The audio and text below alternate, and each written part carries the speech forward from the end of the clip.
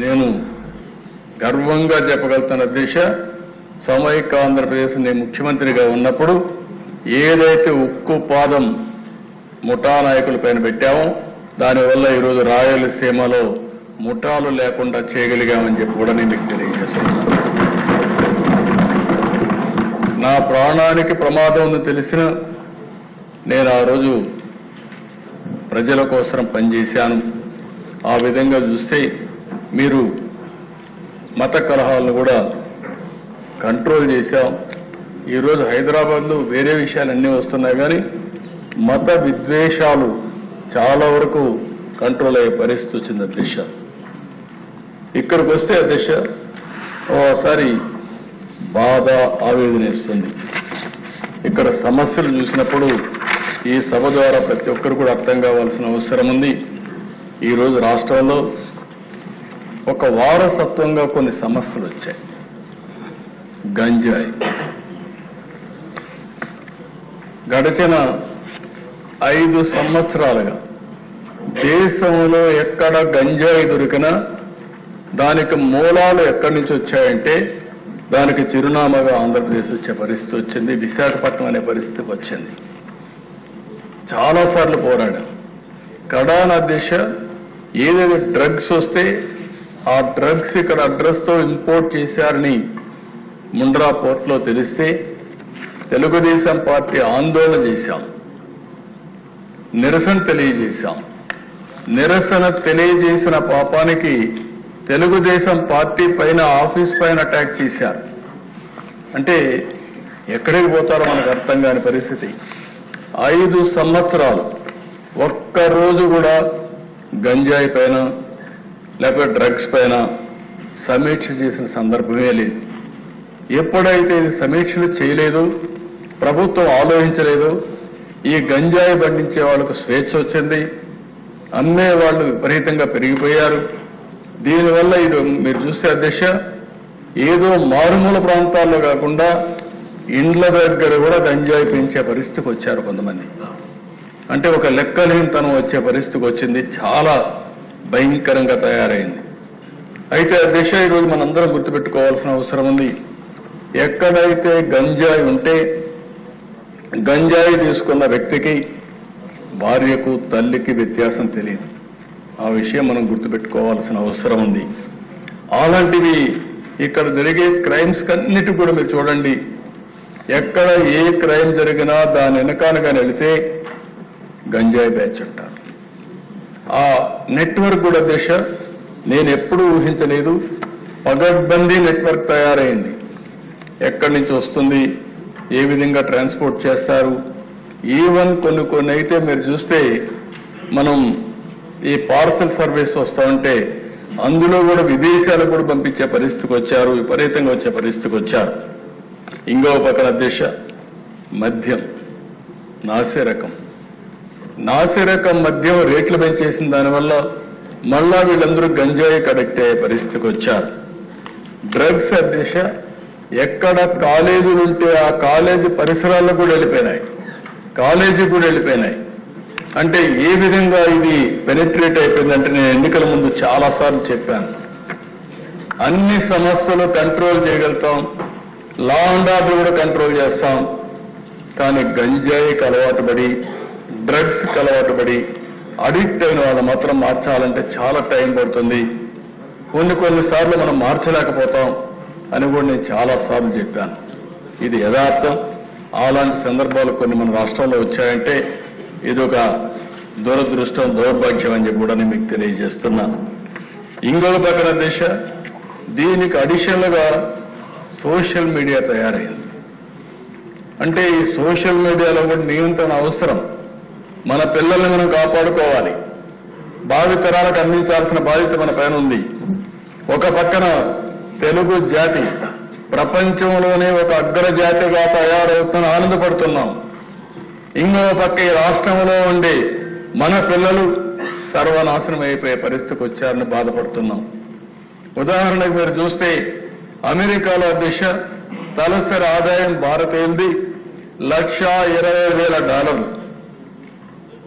అందులో 35% తెలుగువారు ఉన్నారు. ఇంకో పక్కన దిశ ఇక్కడుండే మన తలసరి ఆదాయం 3,000 రూపాయలు, $3,000. అంటే దగ్గర 40 రెట్లు ఎక్కువగా ఇక్కడ పుట్టిన వాళ్ళు అమెరికాకి వెళ్ళి అక్కడ పనిచేసి నాలెడ్జ్ ఎకానమీలో 40 రెట్లు ఎక్కువ ఆదాయం సంపాదించే పరిస్థితికి వచ్చారు. అమెరికాలో ఉండే అమెరికన్స్ తలసరి ఆదాయం $60,000. అంటే మనలో సగం. శక్తి ఉంది, సామర్థ్యం ఉంది. అదే సమయంలో దీన్ని సద్వినియోగం చేసుకోవాల్సిన బాధ్యత మనందరిపైన ఉంది. ఇంకో పక్క నిన్నే చూస్తే అది చూసినప్పుడు నాకు ఆనందం, మళ్ళీ ఇవన్నీ చూస్తే బాధ. నిన్న చూస్తే అమెరికాకు పోయిన వాళ్ళు 23-24లో 3,30,000 మంది వెళ్ళారు భారతదేశం నుంచి. అందులో 1,86,000 మంది, అంటే 56% తెలుగు వాళ్ళు వెళ్ళారు భారతదేశం మొత్తం. 65,000 కోట్ల రూపాయలు ఖర్చు పెడుతున్నారు చదువు మీద. ఒక్క సంవత్సరం ఇక్కడి నుంచి పోయిన వాళ్ళు ఖర్చు పెట్టే డబ్బులు చూస్తే 60,000 కోట్ల రూపాయలు చదువు మీద ఖర్చు పెట్టి నాలెడ్జ్ ఎకానమీలో దూసుకుపోయే పరిస్థితికి వచ్చారు. కానీ ఇక్కడికి వస్తే దిశ ఎక్కడ చూసినా సోషల్ మీడియాలో చూస్తే వల్గారిటీ, అది చూస్తే బాధ. ఒకరిద్దరి పైన దిశ అందరిపైన ఇదే వార్తలు రాసే పరిస్థితికి వచ్చారు. అధ్యక్ష, ఈ రోజు మీరు చూసినప్పుడు ఓసారి ఎంత బాధ వేస్తుందంటే, ఒక బాధ్యత కలిగిన రాజకీయ నాయకుడు ఎవరైనా కావచ్చు, ఏదైనా ఒకప్పుడు నేను చూస్తే ఒక చిన్న విషయం విమర్శ వచ్చిందంటే చాలా కాన్షియస్ గా ఉండేవాడు. పేపర్లో ఒక చిన్న ఆర్టికల్ వస్తే ఆ ఆర్టికల్ పైన మదన పడి ఇమ్మీడియట్ గా కౌంటర్ చేసి మనం డిసోసియేట్ అయ్యేవాళ్ళం. ఒకప్పుడు దిశ మీరు కూడా ఉన్నారు. నేను తెల్లవారితో నిద్ర లేస్తే రాష్ట్రంలో అన్ని న్యూస్ పేపర్లో వచ్చే ఆర్టికల్ చూసుకొని 6 గంటలకు సమీక్ష చేసి అక్కడి నుంచి అధికార యంత్రాంగాన్ని ఉరికి తీర్చిన పరిస్థితి. దాంతో ఒక భయంగా ప్రతి ఒక్కరు పనిచేశారు.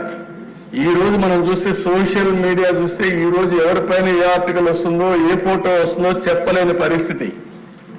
నిన్న కూడా చూస్తే ఒక మాజీ ముఖ్యమంత్రిగా పనిచేసిన వ్యక్తి ఏదైతే తన తల్లి పైన లేకుంటే సోదరి పైన ఆర్టికల్స్ పెట్టి డ్యామేజ్ చేస్తే వాళ్ళని సమర్థించే పరిస్థితికి వచ్చాడు.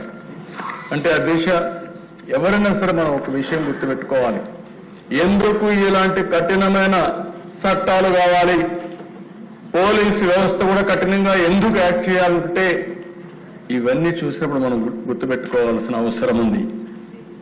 ఒక వరద రవీందర్ రెడ్డి, నేను ఆ పేరు ఇక్కడ చెప్పక్కర్లేదు, కానీ నేరస్తుల పేరు కూడా చెప్పి భయపెట్టకపోతే ఇష్టానుసారంగా తయారయ్యే పరిస్థితి వస్తారు. కొన్నిసార్లు మనం కూడా చర్చించాల్సిన బాధ్యత కూడా ఉంది. అతను పెడతాడు షర్మిల వైఎస్ఆర్కు పుట్టిన బిడ్డ కాదు, వైఎస్ విజయమ్మ బిడ్డ మాత్రమే. ఇంకా ఉండేటి నేను చెప్పలేని అధ్యక్ష. ఏం చెప్పాలో నాకైతే అర్థం కాదు. అది నా నోటితో నేను చెప్పే విషయాలు కాదు. ఉచ్చరించడానికి కూడా ఈ అసెంబ్లీలో మంచిది కాదు ఎలాంటి ఆర్టికల్ అధ్యక్ష.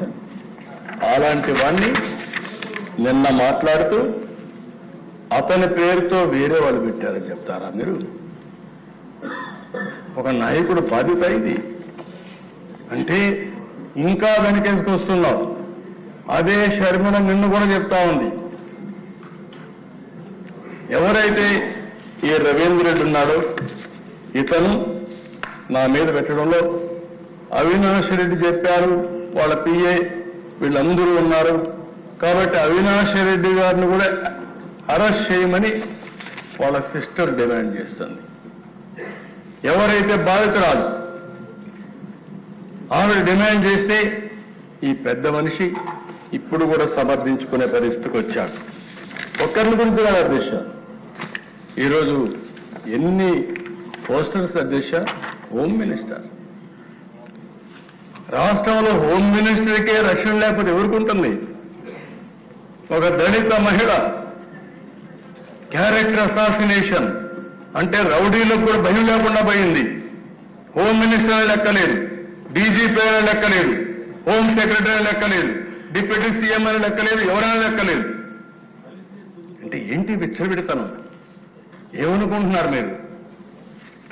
ఇంకో పక్కన చూస్తే అధ్యక్ష డిప్యూటీ సీఎం పైన ఏం చెప్పాలి అధ్యక్ష? ఇవి చూస్తే మనసు వికలమైపోతుంది, బాధ కలుగుతుంది, నిద్ర రాదు. మనం కూడా మనుషులమే అధ్యక్ష.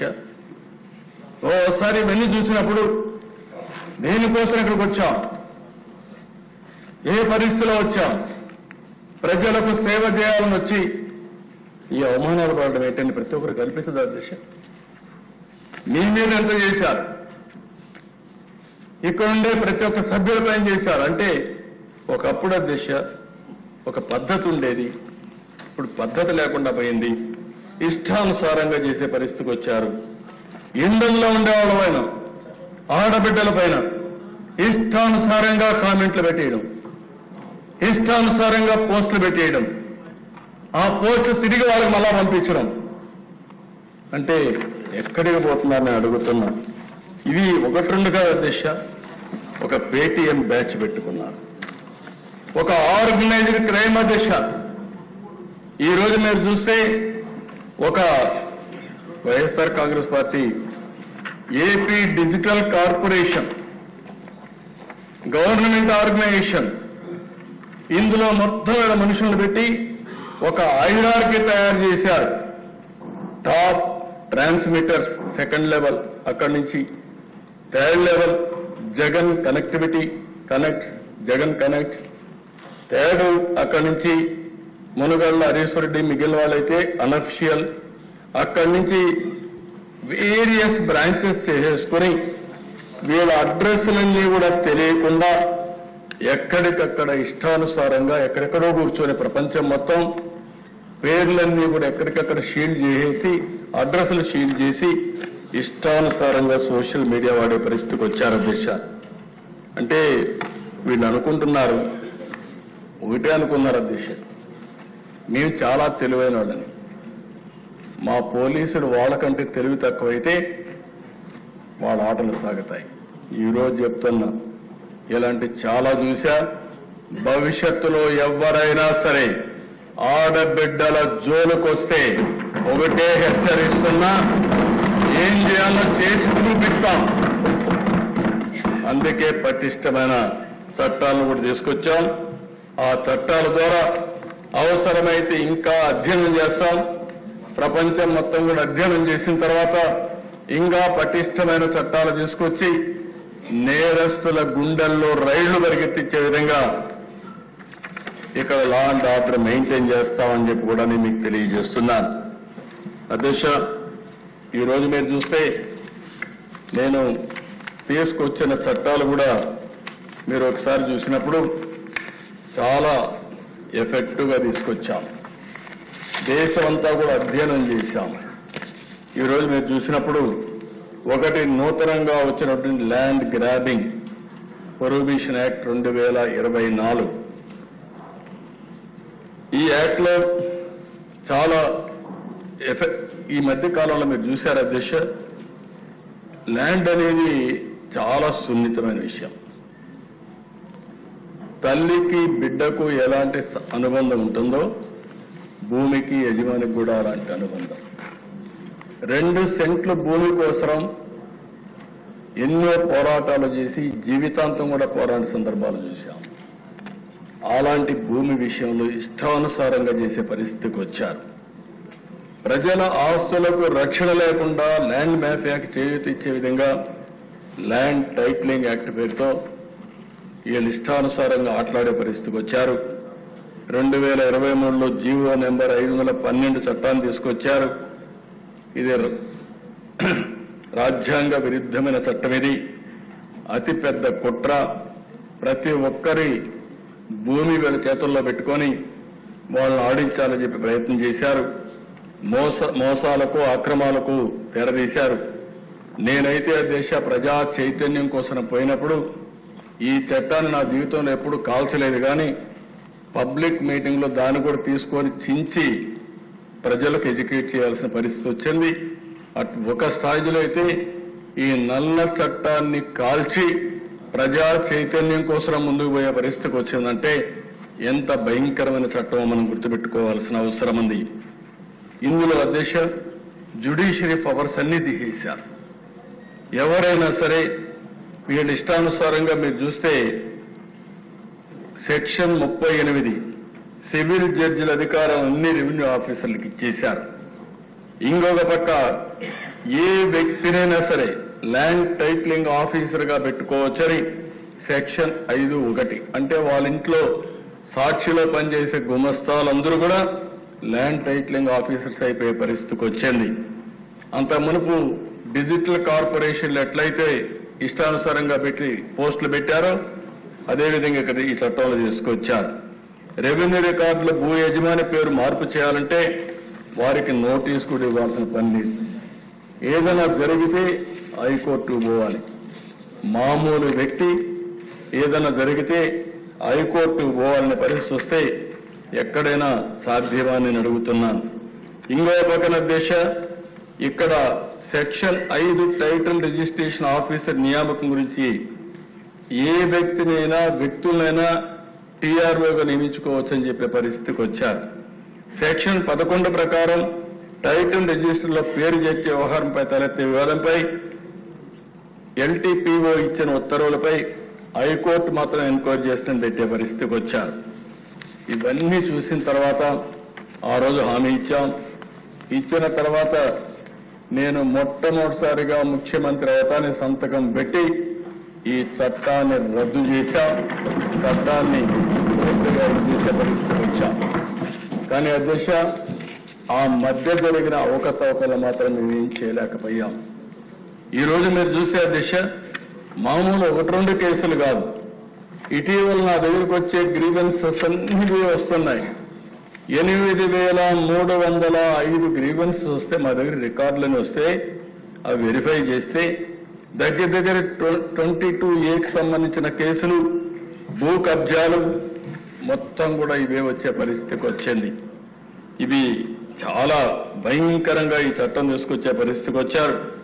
ఎందుకే అధ్యక్ష ఈ రోజు మీరు చూసినప్పుడు ఇవన్నీ చూసిన తర్వాత ఈ రోజు నేను ఒకటే ఆలోచించా, కఠినమైన చర్యలుంటే తప్ప ఇది సాధ్యం కాదనే ఉద్దేశంతోనే ఒక పటిష్టమైన యాక్ట్ తీసుకొచ్చాం.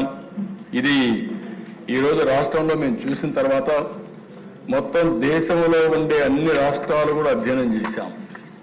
అన్ని అధ్యయనం చేసిన తర్వాత గుజరాత్, మహారాష్ట్ర ఏవైతే ప్రోగ్రెస్ రాష్ట్రాలు ఉన్నాయో అన్ని అధ్యయనం చేశాం.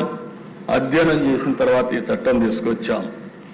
ఈ చట్టంలో ఎక్కడైనా సరే గ్రామీణ ప్రాంతాల్లో, పట్టణ ప్రాంతాల్లో ఎక్కడ భూమి కబ్జా చేసినా ఈ చట్టం అమలవుతుంది. ఈ చట్టం దానికి అప్లికేషన్ అవుతుందని చెప్పి కూడా నేను మీకు తెలియజేస్తున్నా. ఇంకో పక్క ఓల్డ్ యాక్ట్ 82, ఇది న్యూ యాక్ట్ 2024. ఇందులో చూస్తే ఓల్డ్ యాక్ట్ లో land grabbing and land grabber limited to unauthorized occupancy వరకే ఉంది. ఈ చట్టంలో మీరు చూస్తే expanded definitions include illegal tenancies, unauthorized structures, financial abettors and intimidation tactics ఇవన్నీ కూడా తీసుకొచ్చాం. Land grabbing means every activity of land grabber to occupy or attempt to occupy with or without the use of force, threat, intimidation and deceit or any land shall be construed accordingly. The words attempt to occupy are added to the definition of land grabbing. Attempt చేసిన, ప్రయత్నాలు చేసిన, బెదిరించిన వాళ్ళు కూడా ఈ act కింద వస్తారు. అది ప్రూవ్ అయితే ఈ యాక్ట్ అప్లికబుల్ అవుతుందని చెప్పి కూడా నేను మీకు తెలియజేస్తున్నా. ప్రీవియస్ గా అధ్యక్ష burden of proof, burden initially on the prosecution to prove land ownership. then an accused for lawful possession. ఇప్పుడు అధ్యక్ష the burden of proving that the land has not been grabbed lies with the alleged land grabber.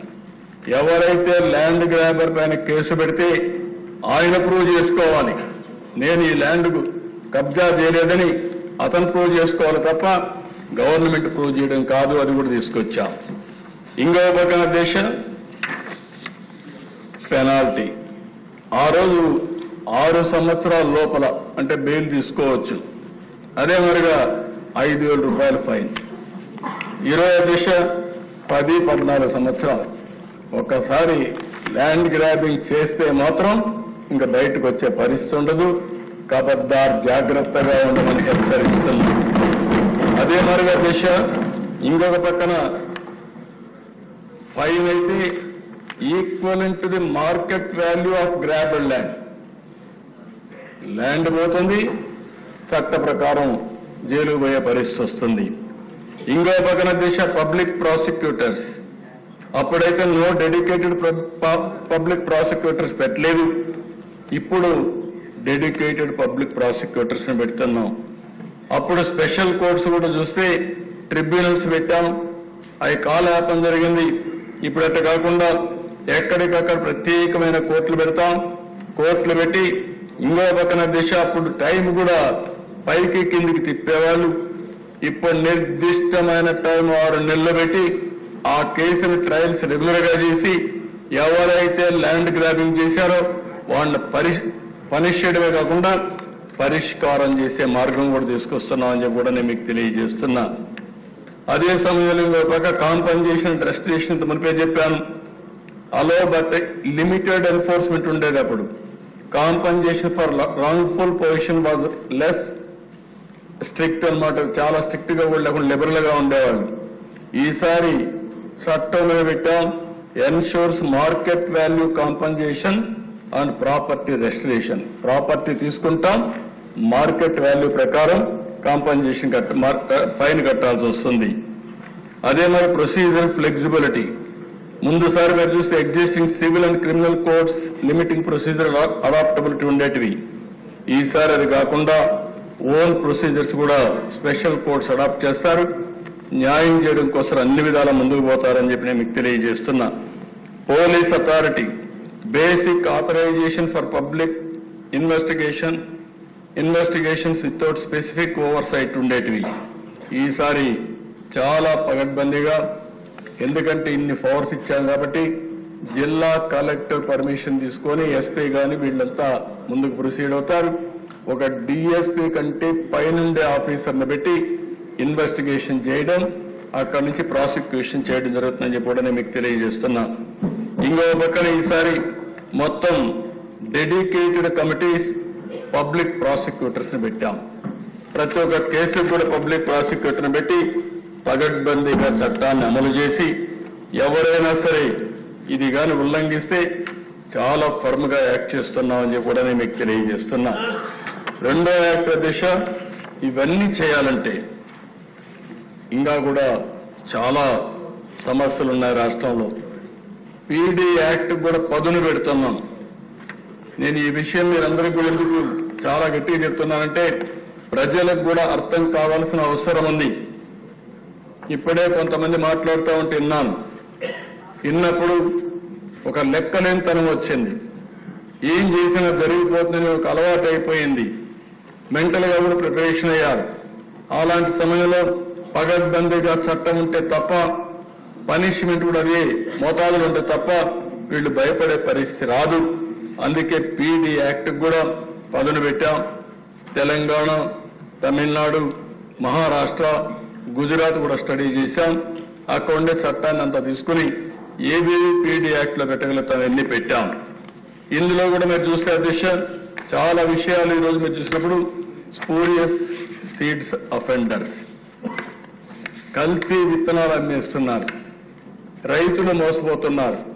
చెప్తే వీళ్ళు ఏమాత్రం కూడా పట్టించుకోకపోతే అవి కూడా తీసుకొచ్చుకున్నాయి. Insecticide offenders, fertilizers offender, food adulteration offenders, fake document offenders, scheduled commodities offenders. ఇవి కాకుండా violations of Forest and Wildlife Protection Acts, gambling offenders, explosive substances offenders, arms offenders, sexual offenders, cyber crime offenders, white collar or financial offenders. Final గా దిశ rice smuggling కూడా ఇప్పుడే add చేయమన్నాం, అది కూడా add చేశారు. ఇసుక కూడా మాఫియా తయారైతే వాళ్ళపైన కూడా పీడీ యాక్ట్ పెడతాం, దీన్ని కూడా ఆ సబ్జెక్ట్ కూడా ఇందులో ఇంక్లూడ్ చేస్తున్నాం అని చెప్పి కూడా నేను మీకు తెలియజేస్తున్నాను. ప్రభుత్వం నేను ఒకటే అందరినీ కోరుతున్నా, ఈరోజు మన అందరం కూడా గుర్తుపెట్టుకోవాల్సిన అవసరం ఉంది. లా అండ్ ఆర్డర్ మెయింటైన్ చేస్తేనే భవిష్యత్తులో ఈ రాష్ట్రానికి పెట్టుబడులు వస్తాయి. అన్నింటికంటే అధ్యక్ష టూరిజం. ఎక్కడన్నా టూరిజం రావాలంటే ఈ రాష్ట్రంలో భద్రత లేదని అభిప్రాయం వస్తే ఏ ఒక్కరు కూడా టూరిజం రారు. మొన్న చూస్తే అధ్యక్ష మేము ఆ రోజు చాలా బాధపడ్డాం. ఎక్కడో విదేశాల నుంచి ఒక మహిళ వస్తే నెల్లూరు జిల్లాలో ఆ అమ్మాయి పైన కిడ్నాప్ చేసి చాలా అసభ్యంగా ప్రవర్తిస్తే ఆ అమ్మాయిని రక్షించాలంటే పెద్ద కష్టమయ్యే పరిస్థితి వచ్చింది. ప్రభుత్వం పట్టించుకున్న దాఖలాలు లేవు. అందుకే ఈరోజు నేను ఒకటే కోరుతున్నా, ఈ రెండు యాక్ట్, ఒక టూరిజం డెవలప్ కావాలన్నా, పెట్టుబడులు రావాలన్నా, ఇండస్ట్రీ రావాలన్నా, అభివృద్ధి జరగాలన్నా, నాలెడ్జ్ ఎకానమీకి ఆంధ్రప్రదేశ్ చిరునామాగా తయారు కావాలంటే లా అండ్ ఆర్డర్ చాలా ముఖ్యం. శాంతి భద్రతలుంటేనే ఇది సాధ్యం. ఆ విషయం మనందరం గుర్తుపెట్టుకోవాల్సిన అవసరం ఉంది. నిన్న మొన్న మనం మాట్లాడాం, ఏదో మనల్ని అవమానించారనే ఉద్దేశంతో మనం మాట్లాడడం లేదు. కానీ ఈరోజు మనం ఆలోచించేది రాష్ట్ర భవిష్యత్తు కోసం ఆలోచిస్తున్నాం. రేపు మళ్ళీ నేను ఒకసారి స్వర్ణాంధ్రప్రదేశ్ విజన్ 2047 డాక్యుమెంట్ కూడా మీ ముందర పెడుతున్నాను. ఇప్పటికే చాలా చర్చలు చేశాం. రాష్ట్రాన్ని ఒక అగ్ర రాష్ట్రంగా తయారు చేయడానికి, ప్రపంచంలోని నాలెడ్జ్ ఎకానమీకి చిరునామాగా ఆంధ్రప్రదేశ్ తయారు కావడానికి మనందరంగా ఆలోచిస్తే ఇది సాధ్యం. అది సాధ్యం కావాలంటే లా అండ్ ఆర్డర్ చాలా ముఖ్యమని చెప్పి కూడా నేను మీకు తెలియజేస్తున్నా. ఒక పక్క పోలీసు వ్యవస్థను ప్రక్షాళన చేస్తున్నాం. తప్పులు చేసిన వారిని ఎవరిని వదిలిపెట్టడం లేదు. ఇప్పటికే మీరు చూశారు, కొంతమంది సీనియర్ ఆఫీసర్స్ వాళ్ళకుండే అధికారాన్ని ఉపయోగించుకొని ఇష్టానుసారంగా చేసి పోలీసు వ్యవస్థకి మచ్చ తీసుకొచ్చే పరిస్థితికి వచ్చారు. అలాంటి వాళ్ళని సస్పెండ్ చేశాం, యాక్షన్లు తీసుకుంటున్నాం, లాజికల్ గా తీసుకెళ్తాం. నేను ఒకే ఒక విషయం చెప్తున్నది, ఏ వ్యక్తి అయినా సరే అవకాశం ఉందని చట్టాన్ని చేతికి తీసుకొని ఇష్టానుసారంగా ప్రవర్తిస్తే ఎవరిని ప్రభుత్వం ఉపేక్షించదని చెప్పి మరొకసారి మీ ద్వారా రాష్ట్ర ప్రజలందరికీ తెలియజేస్తున్నా. ఒక పక్క తప్పు చేసిన ఆఫీసర్ను కూడా ప్రక్షాళన చేస్తున్నాయి. ఇంకో పక్కన ఇప్పుడే ముచ్చేతూరి గారు మాట్లాడుతూ ఒక మాట అన్నారు, టెక్నాలజీ వచ్చింది, పటిష్టంగా ఉపయోగించండి. అదే మాదిరిగా టెక్నాలజీ ఒకటే సరిపోదు. పోలీస్ ఆఫీసర్స్ లో కూడా పోలీస్ స్టేషన్ దగ్గర నుంచి కింది స్థాయి నుంచి ప్రజల్లో కూడా పోలీసుల్లో కూడా ప్రో పీపుల్ పోలీసింగ్ తయారు చేయాలి. ప్రజాహితం కోసం పనిచేయాలి. దాన్ని ఏ విధంగా చేయాలో చేయమని చెప్పి అడిగారు. తప్పకుండా ఒకప్పుడైతే మనం చాలా తర్పిదిచ్చి పోలీసు వ్యవస్థను చూస్తే, నేనైతే ఆ రోజు బాడీ ఓర్న్ కెమెరాస్ పెట్టాం. బాడీ ఓర్న్ కెమెరాస్ పెట్టిన ముఖ్యమైన ఉద్దేశం, పోలీసులు బయట వస్తే ఆ కెమెరాలో అవతల వాళ్ళు ఏం మాట్లాడతారు, ఈ పోలీసులు ఏం మాట్లాడతారు, రెండు కూడా కంట్రోల్ రూమ్కి వెళ్ళేటివి. ఎప్పటికప్పుడు మానిటర్ చేసుకోవడానికి ఉండేది. ఎవరు బూతులు మాట్లాడుతున్నారు, ఎవరు హైహ్యాండ్ గా ఉన్నారు అనే విషయాలు ఎప్పటికప్పుడు మానిటర్ చేసేవాళ్ళం. ఈరోజు దిశ పోలీస్ వ్యవస్థని స్ట్రెంగ్త్ కూడా చేస్తాం. వాళ్ళని కూడా గౌరవించాల్సిన అవసరం ఉంది. అలాంటి పోలీస్ వ్యవస్థ కోసం ఒకప్పుడైతే మీరు చూస్తే 61,000 మంది 6,100 మంది పోలీస్ కానిస్టేబుల్ ని రిక్రూట్ చేయాలని ఒక కార్యక్రమం పెట్టుకున్నాం. ఇది కూడా రిక్రూట్ చేస్తాం. పోలీసులు కొంతమంది అయితే శని ఆదివారాలు కూడా సెలవు లేకుండా పండుగల పూట కూడా పనిచేస్తూ హెవీ డ్యూటీ చేసే పరిస్థితి వచ్చారు. దాని నుంచి ఏ విధంగా ఇది చేయాలో చేస్తామని చెప్పి కూడా నేను మీకు తెలియజేస్తున్నా. పెండింగ్ డ్యూస్ అన్ని అధ్యక్ష మీరు చూస్తే దగ్గర ఒక 60 కోట్ల రూపాయలు ఒక అప్పులు బకాయిలు ఉంటే అవన్నీ రిలీజ్ చేశాం. సీసీటీవీ కెమెరాలకి కనీసం ఉపయోగించుకోలేని పరిస్థితి, కరెంటు ఛార్జీలు కట్టలేని పరిస్థితి, సర్వేలెన్స్ కెమెరాస్ అన్ని మూలపడేసే పరిస్థితి వచ్చారు. అవన్నీ కూడా ఈరోజు మళ్లీ ఏ విధంగా వాడడం కోసం ముందుకు పోతున్నాం. ఇంకో పక్కన మోడర్నైజేషన్ ఆఫ్ పోలీస్ ఫోర్స్ 61 కోట్ల రూపాయలు అక్టోబర్లో రిలీజ్ చేశాం. ఇంకో పక్కన గవర్నమెంట్ ఆఫ్ ఇండియాకు పంపించాం. 99 కోట్ల రూపాయలు వాళ్ళు ఇవ్వడానికి సిద్ధంగా ఉన్నారు. అది కూడా తీసుకొచ్చి పోలీస్ ఫోర్స్ ని మోడర్నైజ్ చేస్తామని చెప్పి కూడా నేను మీకు తెలియజేస్తున్నాను. కడాన దిశ పోలీసు వెహికల్స్ కూడా నడిచే పరిస్థితి లేకుండా చేశారు. వేరే వాళ్ళ దగ్గర పోలీసు వాహనాలు తీసుకోవాల్సిన పరిస్థితి వచ్చింది. ముఖ్యమంత్రి టూరు పోతే వెహికల్స్ లేకుండా ప్రైవేట్ వెహికల్స్ పెట్టుకొని బలవంతంగా లాక్కునే పరిస్థితికి వచ్చారు. వాళ్ళు కూడా ఫోర్స్ ఎక్కడ దొరికితే అక్కడ కారు కబ్జాలు చేయడం, ఇలాంటివన్నీ చేసి ప్రతిష్ట పూర్తిగా దెబ్బతీశారు. అందుకే ఆలోచించాం 2812 కొత్త వాహనాలకు 280 కోట్ల రూపాయల డబ్బులు శాంక్షన్ చేశాం. ఎక్కడా రాజీ పడడం లేదు. ఇంకో పక్కన దిశ పోలీసు వాహనాలకి 4 వీలర్కి వీళ్ళు ఇచ్చే పెట్రోల్ చాలకపోతే వీళ్ళు వేరే వాళ్ళపైన ఆధారపడే పరిస్థితి వచ్చారు. అందుకే 150 లీటర్లుంటే దాన్ని 300 లీటర్లు చేశాం. 2 వీలర్కి 25 లీటర్లుంటే 50 లీటర్లు చేశాం. ఏ పోలీస్ ఆఫీసర్ కూడా వేరే వాళ్ళపైన ఆధారపడకుండా ఒక నీతిగా నిజాయితీగా ఉండే విధంగా డ్యూటీ చేసే విధంగా ముందుకు పోతామని చెప్పి కూడా నేను మీకు తెలియజేస్తున్నా. పోయిన గవర్నమెంట్ అధ్యక్ష దగ్గర 859 కోట్ల రూపాయలు పోలీసులు కూడా బకాయిలు పెట్టారు. ఎస్ఎల్ఎస్ కానీ, ఏఎస్ఎల్ఎస్ కానీ, జీపీఎఫ్ కానీ, ఏపీజీఎల్ఏ కానీ ఇవన్నీ పెండింగ్ పెట్టే పరిస్థితికి వచ్చారు. ఎందుకంటే వీళ్ళ కష్టాలు నాకు తెలుసు. ఫేజ్డ్ మేనర్ వీలైనంత తొందరలో ఆ డబ్బులు రిలీజ్ చేస్తామని ఈ సభాముఖంగా వారికి హామీ ఇస్తున్నాను అధ్యక్ష. మొన్నే అధ్యక్ష వెల్ఫేర్ ఫండ్ కింద మొన్నే 20 కోట్ల రూపాయలు పోలీసులకు రిలీజ్ చేశామని చెప్పి కూడా నేను మీకు తెలియజేస్తున్నా. ఇంకో పక్కన నేను హైదరాబాద్ లో ఉన్నప్పుడు ఆ రోజు సమైక్య ఆంధ్రప్రదేశ్ లో ఒక పోలీస్ మెమోరియల్ మనం చేయాలంటే అక్కడ ఒక మార్టియర్స్ డే జరుపుకోవాలంటే గోషామహల్ పోయేవాళ్ళం. ఇలాంటి ప్లేస్ కూడా లేకుండా పోయే పరిస్థితి వచ్చింది. మొన్నే అనౌన్స్ చేశా ఒక 5 ఎకరాల భూమి రాజధానిలో ఇస్తాం, నెక్స్ట్ ఇయర్ నుంచి ఇక్కడనే మనం జరుపుకుంటామని చెప్పి కూడా చెప్పాను. అందుకని పోలీసు మార్టియర్స్ మెమోరియల్ డే కూడా ఒక గ్రౌండ్ ఇస్తామని చెప్పి కూడా నేను మీకు తెలియజేస్తున్నా. ఇది కాకుండా దేశ ప్రతి ఒక్క జిల్లాకి ఒక సైబర్ పోలీస్ స్టేషన్ పెడుతున్నాం. నేను ఒకటే చెప్తున్నాను, ఎవరైనా సరే మీరు సైబర్ లాలో తెలివైన వాళ్ళని ఏమైనా చేస్తామని ప్రపంచంలో ఎక్కడైనా సరే మీరు పెట్టగలుగుతాం. పెట్టిన తర్వాత మీరు వెరిఫై చేసుకోలేరు, మేము డ్యామేజ్ చేస్తాం అని సవాలు విసిరితే చెప్తున్నా. మీకంటే తెలివైన వ్యవస్థగా పోలీసు వ్యవస్థను తయారు చేస్తాం. ప్రపంచంలో ఉండే బెస్ట్ సైబర్ ఎక్స్పర్ట్స్ పెట్టుకుంటాం. ఎక్కడ నువ్వు పెట్టినా, ప్రపంచంలో ఎక్కడి నుంచి పెట్టినా నిన్ను తీసుకొచ్చి ఇక్కడ జైల్లో పెట్టే బాధ్యత ఈ ప్రభుత్వం తీసుకుంటూ గుర్తుపెట్టుకోమని హెచ్చరిస్తున్నాను. ఇంకో పక్కన దేశ ఎఫ్ఎస్ఎల్ కనీసం దేశ ఏపీ ఫారెన్సిక్ సైన్స్ ల్యాబొరేటరీ తుళ్లూరులో పెట్టాం. 152 కోట్ల రూపాయలు గ్రాంట్ కూడా ఇచ్చారు. అది కూడా చేయలేకుండా అడ్డం పెట్టే పరిస్థితి వచ్చారు. దాన్ని పూర్తి చేస్తాం. రీజనల్ ఫారెన్సిక్ ల్యాబ్స్ కూడా తిరుపతి, రాజమండ్రి, అనంతపురంలో పెట్టి అవి కూడా స్ట్రెంగ్తన్ చేస్తాం.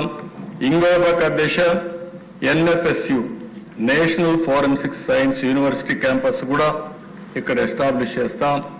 కడాన పోలీస్ డాగ్స్ ని రెవెన్యూ డివిజన్ వారికి ఇస్తే అవి కూడా ఇప్పుడు సమర్థవంతంగా లేవు అధ్యక్ష. ఫారెన్సిక్ ఎవిడెన్సెస్ కూడా కలెక్ట్ చేసే పరిస్థితులు లేవు.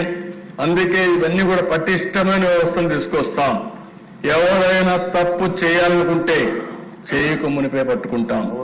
అందుకే ఎన్నోసార్లు చెప్పాను, ఇన్విజిబుల్ పోలీస్, విజిబుల్ పోలీసింగ్. ఇది తెలుగుదేశం ఎన్డీఏ ప్రభుత్వం యొక్క నినాదం. ఇది చేస్తాం. ఎవరు ఎక్కడ తప్పు చేయాలన్నా చేయక మునిపే నివారించే బాధ్యత. అవసరమైతే ఎక్కడికక్కడ టెక్నాలజీ మొత్తం పెనిట్రేట్ చేస్తాం. ఒకటి ఎక్కడని కాదు. ఇప్పుడే మీరు చూస్తే యాంటీ డ్రగ్స్ క్యాంపెయిన్ కోసం ఒక పేరు కూడా పెట్టాం. ఈగలనే పేరు పెట్టాం. Elite anti narcotics group for law enforcement అని పేరు పెట్టి, అంటే ఎక్కడైతే డేగ కన్ను రాష్ట్రం మొత్తం ఉంటుంది. ఎవడు ఎక్కడ తప్పు చేయాలన్నా ఖబర్దార్ జాగ్రత్తగా ఉండండి. లా అండ్ ఆర్డర్లో మాత్రం యూ కెనాట్ ఎస్కేప్. ఏదైనా చేయాలంటే మీరు నేరస్తులైతే మీ తెలివితేటలో 10 రెట్లు ఎక్కువగా ఉండి పోలీసింగ్ చేసే వ్యవస్థ ఏర్పాటు చేసే బాధ్యత ఈ ప్రభుత్వాన్ని చెప్పి నేను మీకు తెలియజేస్తున్నా. ఓసారి బాధ దిశ చెప్పకపోతే ప్రజలకు అర్థం కాదు. ఓసారి మనం ఒకసారి చూస్తే ఎంత బాధేస్తుందంటే దిశ ఎన్ని డ్రామాలు వేస్తారంటే, లాస్ట్ టైం మీరు ఒకసారి చూశారు దిశ. ఆ డ్రామాల్లో భాగంగా మనందరం ఏ విధంగా మోసపోతామో ఒక ఇది చూసినప్పుడు అధ్యక్ష,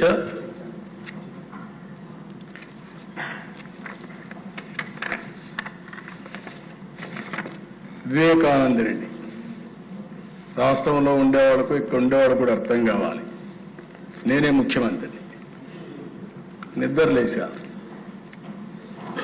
నాకు మెసేజ్ వచ్చింది. ఏ మెసేజ్? సాక్షి మెసేజ్. వివేకానంద రెడ్డి గుండెపోటుతో చనిపోయాడు. ఇప్పుడు ఏం చేస్తాను? గుండెపోటుతో అనే కొంచెం నాకు కూడా అనిపించింది పాపం. నేను కూడా క్యారీ అయిపోయాను. అన్నిటి గుండెపోటుతో అనుకున్నాం. ఒక అర్ధగంట అయింది, గంట అయింది. మా ఆఫీసర్ కూడా కన్ఫర్మ్ చేశారు ఆయన గుండెపోటుతో చనిపోయాడని. పోలీసు వ్యవస్థ మొత్తం నాకు ఆ మాటే చెప్పారు. నేను కూడా నమ్మా. మధ్యాహ్నం పైన ఒక్కొక్కసారి తప్పులు చేసినప్పుడు మనకు అనుమానాలు రాకుండా పోవడానికి కారణం మనం అదర్ ఇష్యూస్ లో బిజీగా ఉండడం, నార్మల్ గా నమ్మే మనస్తత్వం ఉండడం, అలాంటి దొంగ తెలివితేటలు లేకుండా పోవడం. మూడవది, మధ్యాహ్నం ఏందో దిశ ఎలక్షన్ టైం, అందరికి హెలికాప్టర్లు ఉన్నాయి, ఫ్లైట్లు ఉన్నాయి. ఎవరైతే సొంత బాధాయం అనిపోతే రావాలి, రాలేదు, తీరిగ్గా రోడ్డు మీద వచ్చారు.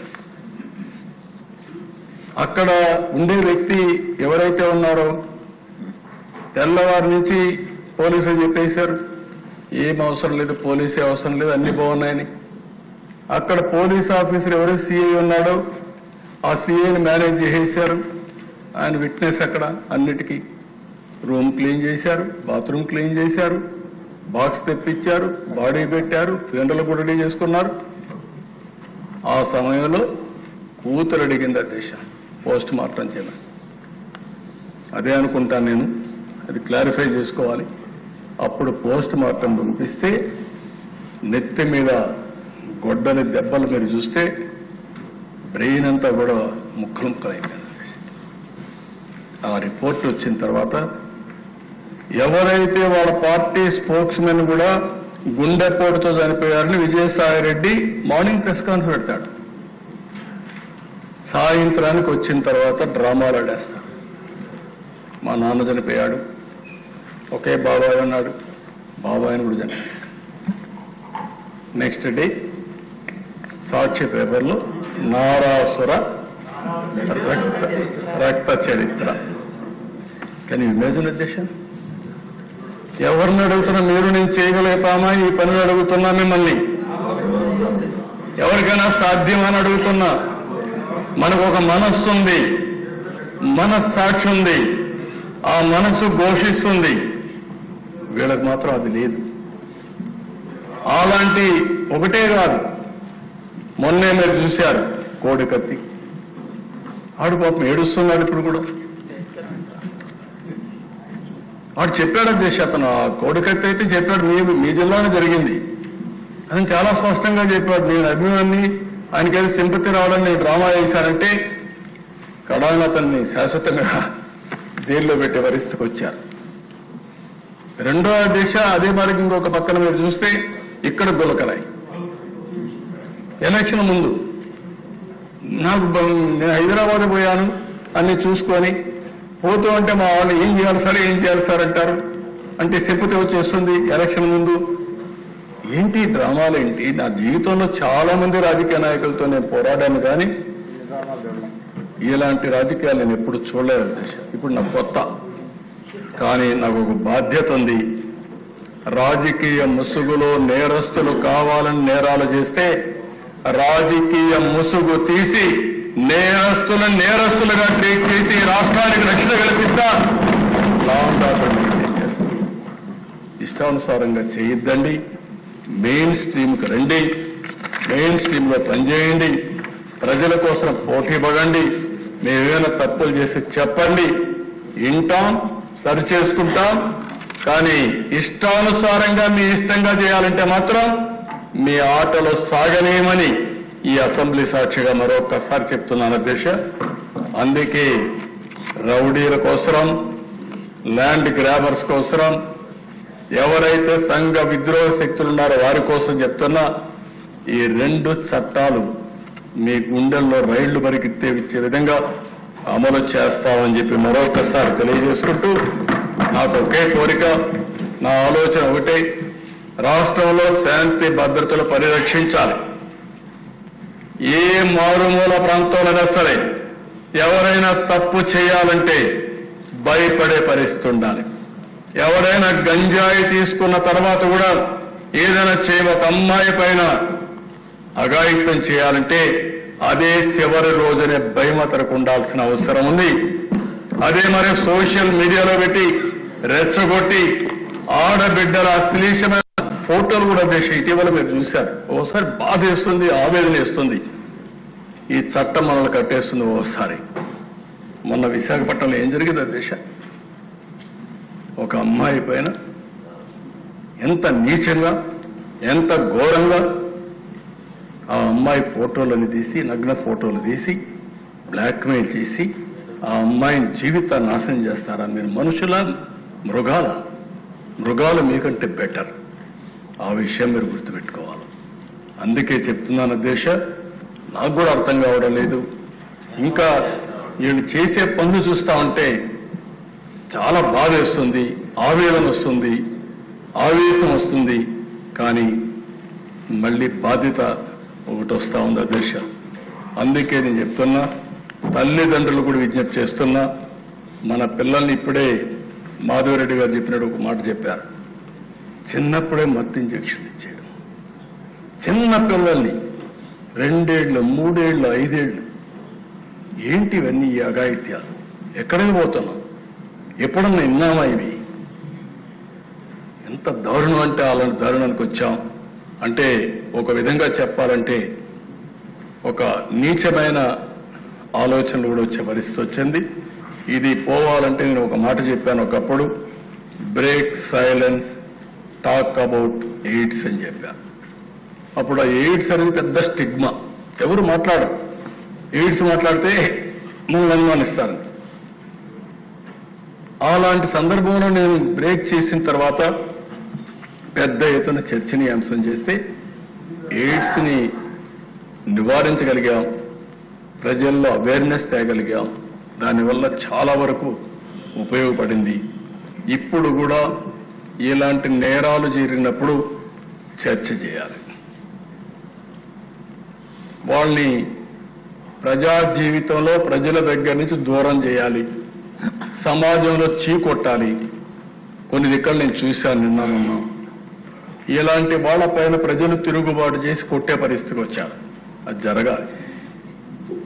పోలీసులు పోయే లోపలనే మాకెందుకని బాధ్యత లేకుండా వదిలిపెట్టడం కాదు. రేపు వాళ్ళకి జరిగింది, రేపు మీ ఇంట్లో జరుగుతుంది, రేపు మీకు జరుగుతుంది.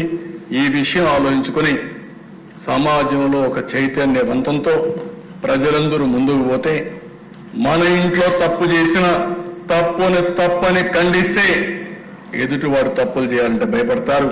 అది రావాలని కోరుకుంటున్నా. తొందరలో ఒక పెద్ద ర్యాలీ తీద్దాం. డ్రగ్స్ పైన, గంజాయి పైన, ఈ ఆడబిడ్డల పైన అత్యాచారాలపైన ఒక ర్యాలీ తీద్దాం. ప్రజా చైతన్యం తీసుకొస్తాం. ప్రతి ఒక్క స్టూడెంట్ ఆలోచించుకోవాలి, ప్రతి ఒక్క తల్లిదండ్రులు ఆలోచించుకోవాలి. మన పిల్లల్ని మనం ఎడ్యుకేట్ చేయాలి, సమాజంలో చైతన్యం తేవాలి. అల్టిమేట్ గా ఈ రాష్ట్రంలో లా అండ్ ఆర్డర్ మెయింటైన్ చేసే బాధ్యత ఈ ప్రభుత్వం తీసుకుంటుందని చెప్పి మరొకసారి తెలియజేసుకుంటూ, ఈ రోజు మళ్ళీ హామీ ఇస్తున్నా, ఇంకా కూడా నాకు తృప్తి లేదు అధ్యక్ష. ఎందుకంటే ఇన్ని ప్రయత్నాలు చేసినా ఎవడో ఒకడు విపరీతమైన ధోరణితో ముందుకు పోయి అక్కడక్కడ ఎలాంటి సంఘటనలు జరుగుతున్నాయి. ఏది ఏమైనా ఈ ప్రభుత్వానికి ఒక దృఢ సంకల్పం ఉంది.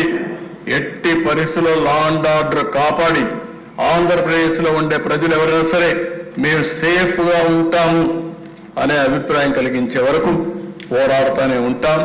గట్టిగా ప్రయత్నం చేస్తామని తెలియజేసుకుంటూ, ఈ ప్రభుత్వం చేసే ప్రయత్నానికి ప్రజలు పూర్తిగా అర్థం చేసుకుని సహకరించవలసిందిగా ప్రతి ఒక్కరిని కోరుకుంటూ మీకు ఒక అభినందన తెలియజేసుకుంటూ సెలవు తీసుకుంటాం.